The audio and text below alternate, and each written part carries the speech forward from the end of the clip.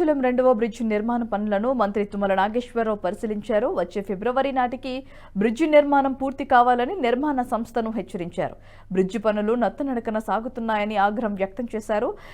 రాజ్దీప్ యాజమాన్యంతో మాట్లాడి పనులు త్వరితగతిన పూర్తి చేయాలని జిల్లా కలెక్టర్ను ఆదేశించారు.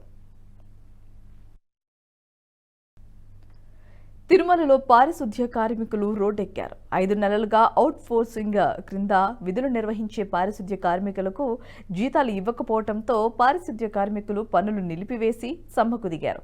అయితే తిరుమలలో పారిశుద్ధ్య పనులు ఎక్కడికక్కడ నిలిచిపోవడంతో రంగంలోకి దిగిన టీటీడీ ఫైర్ ఆఫీసర్ పారిశుద్ధ్య కార్మికులను తిరుపతిలోని ఆస్థాన మండపంకు పిలిపించి వారికి సర్ది చెప్పే ప్రయత్నం చేశారు. కానీ పారిశుద్ధ్య కార్మికులు వినకపోవడంతో 5 నెలలుగా రావాల్సిన జీతాలు తానే ఇప్పిస్తానంటూ భరోసా కల్పించడంతో పారిశుద్ధ్య కార్మికులు సమ్మె విరమించారు.